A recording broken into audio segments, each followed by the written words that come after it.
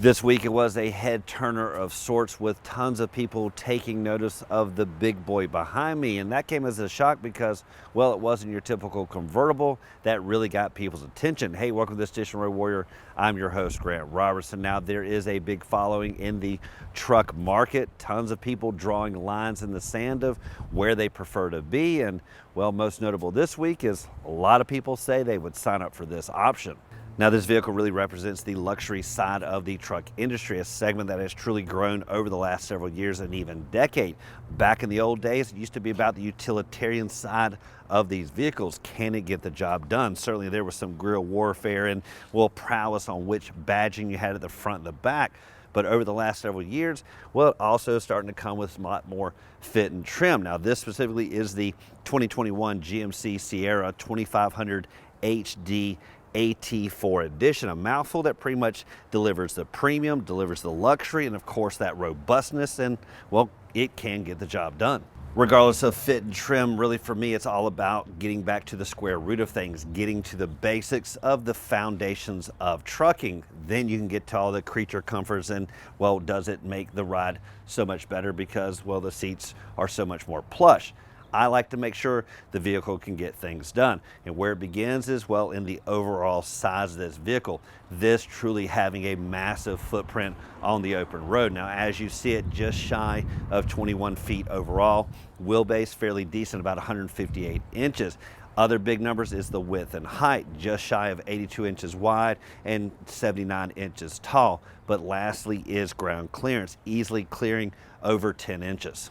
If you've never driven a 2500 comparative to a 1500, first thing you're really going to notice is the maneuverability of this vehicle. Specifically with its overall size, it can be a painstaking affair like it was just to move it around this driveway, almost a 16-point approach.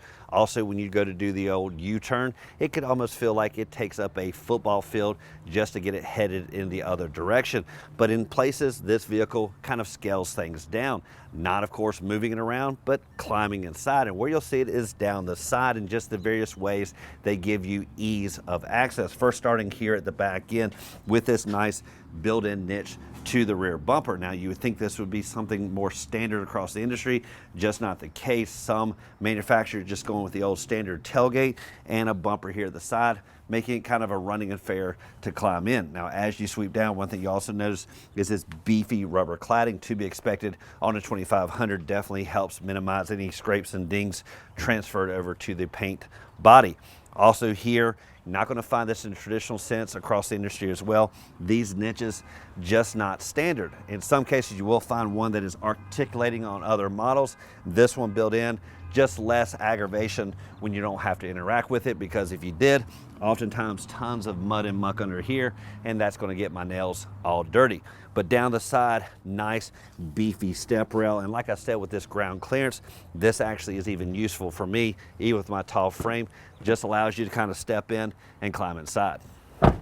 Now, certainly this vehicle has the premium luxury we'll see on the inside, but on the outside, you can say it's all about its workability and really right down to the mirrors. Now, certainly they break away when needed and allows you to kind of get into those tight spots when you're in the urban jungle. But when you're at the job site where you want to light things up, and they've got it built in here on the mirror. Now, certainly when you have this pointed forward and coupled with the front headlights, really illuminates everything quite nice.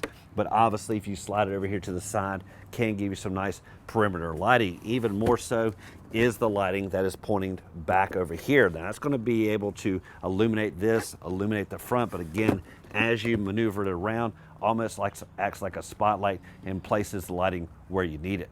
Now, just another thing to point out here with the mirror. Now, when you've got big items at the back, specifically like towing a trailer, you're going to need to have a little bit extra length here on the side. And well, again, with premium, that's not in the manual sense, but instead with the press of a button, just simply press it right here, and it's going to telescope out with ease and get out to its fullest extent, and again, give you great viewpoints down the side. Now, this is a 2-split system with the upper portion being, again, controlled with the buttons on the inside, allowing you to do the typical maneuvers.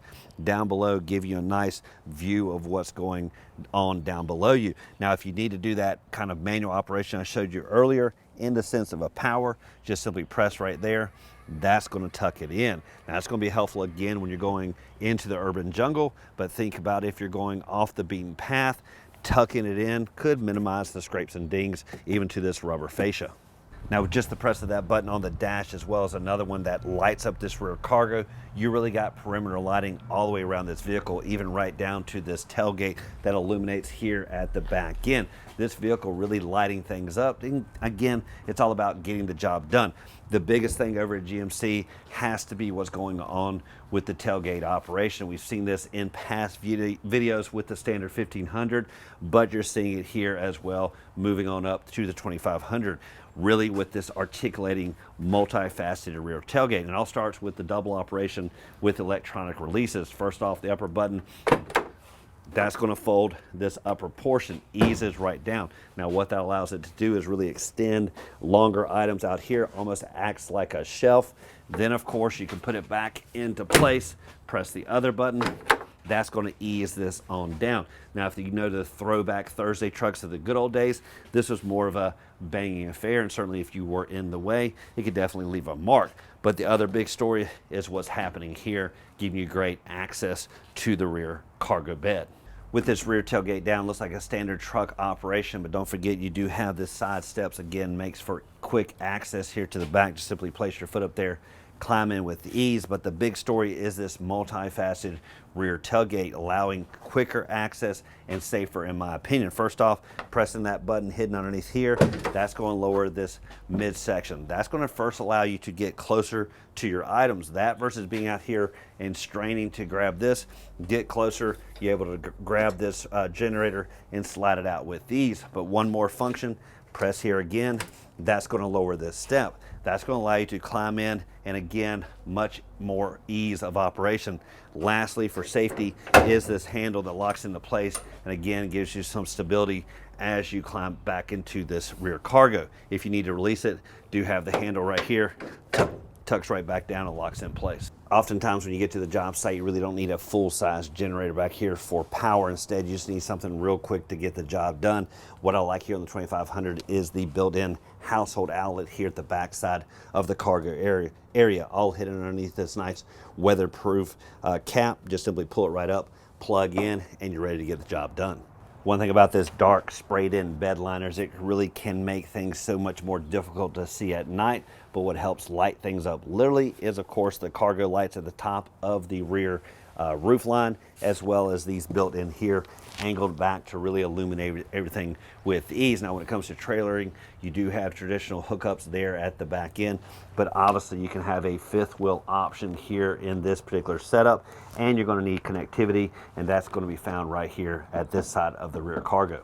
Now with the overall size of this vehicle, one thing that can really be nerve-wracking is getting into the tight spots, and most time we think about that in its overall width and length, but another one is in the height. Now this is just shy of 80 inches, but I always say why not round up just a hair to give you a little bit of breathing room. And as you can tell with this carport I have here, well, it gets within fractions of an inch before it becomes a head-banging affair. Now by the numbers, I would just call this vehicle 7 foot 8 inches, giving you a nice round number of about 80 inches overall. That way, when you drive into the proverbial parking decks and see that 7 foot 7, 7 foot 8, or 7 foot 9, well, you'll know kind of your breaking point of, well, where you can go in and where you can't. The other big story on here was what lied beneath the hood, and one hint of that was this emblazoned here on the side, specifically alluding to the Duramax 6.6 liter, this being the diesel, not to be confused with the 6.6 liter V8 gasoline version. Now the comparisons will pretty much stop there because the power difference is substantial. Now what you're going to see on the gasoline version is the 401 horses and 464 foot-pounds of torque, but when you switch over to the diesel, well, things get beefed up even more so. What you're going to find there is a 445 horses and 910 foot-pounds of torque. The other big number is really when it comes to towing capacity. For the gasoline version, going to be around about 14,500 pounds. If you step up to the diesel as you see it, well, that's going to add another 4,000 overall. As for payload, around about 3,500 pounds. Quite a lengthy option when it goes to closing the front hood, but if you get on your tippy toes, you might be able to reach it. Now, one thing to note, don't be as scared to kind of bang it into place, because easing it down is not the way the 2500 expects it. So slamming it is about the only option. Now, while we're up here, let's talk about guerrilla warfare, and certainly that diesel engine needs a little bit of oxygen to add some extra performance. You'll see it in this upper scoop here, really infusing into the engine. Huge, of course, amount of guerrilla warfare across the middle, really huge open face mouth, gobbling everything possible you can see. Now, as you sweep down, obviously the lower portion as well. This whole front end really designed to gobble up as much airflow as it can. Guerrilla warfare and badge recognition has always been front and center in the truck industry, but you can also say it's all about headlight prowess as well, and tons of operation and different design choices across this segment. Really here on the 2500, what I like is the separation of daytime running lights as well as the turn signal. What you're seeing here, of course, is the bedazzling on the outer side running all the time. When you, of course, couple it with the headlights, this seems to dim down just a hair, and of course the headlight takes the most pronounced look. But this turn signal really not minimizing this overall approach, because again, if this is in conflict with the daytime running lights, meaning this isn't bright enough, this of course will give that squinty look, meaning it goes away, and that one of course would be on. But what I like here is how they do the overall operation. Really, again, gives to the overall look of the front end and really gives a wow factor.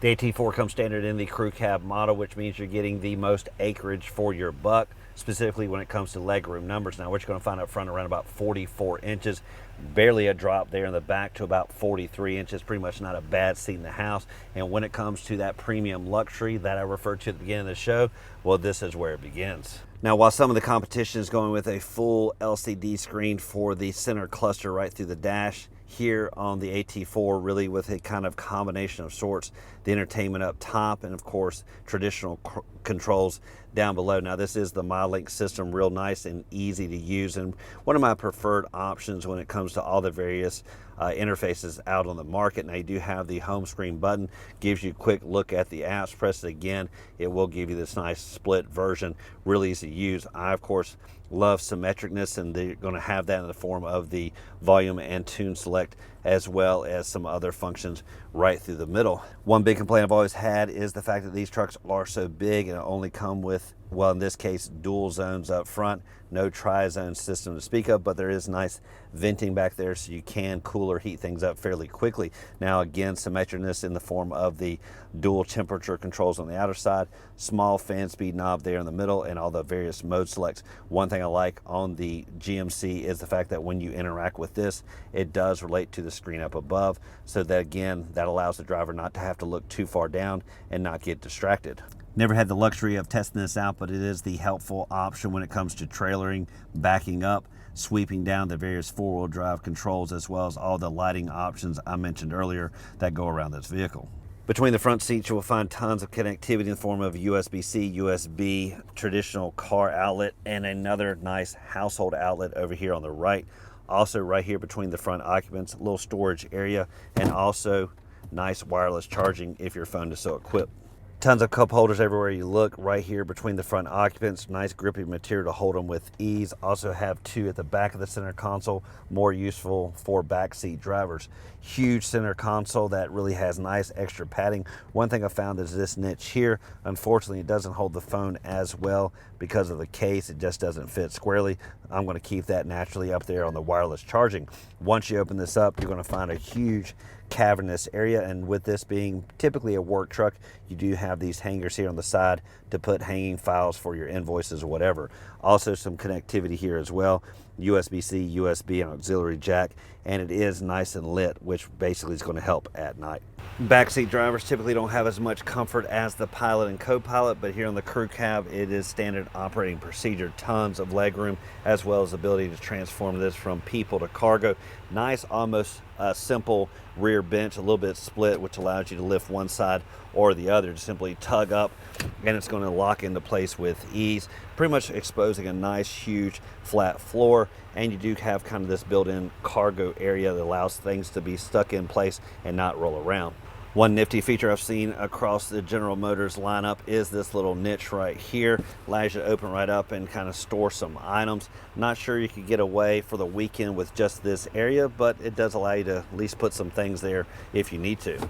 So when you want to go trucking and get back to the basics, well, it's going to be kind of hard to find that here because this vehicle has all the fit and trim suited for a king, but at the square root of things, it definitely delivers. Now, what it also delivers is innovation with safety built in, all the cameras, of course, the fit and trim on the inside, but most notably is what you're seeing at the back with that multifaceted rear tailgate, making life so much simpler. Now, as always, thank you for watching this edition of Road Warrior. Keep both hands on the wheel and eyes straight ahead.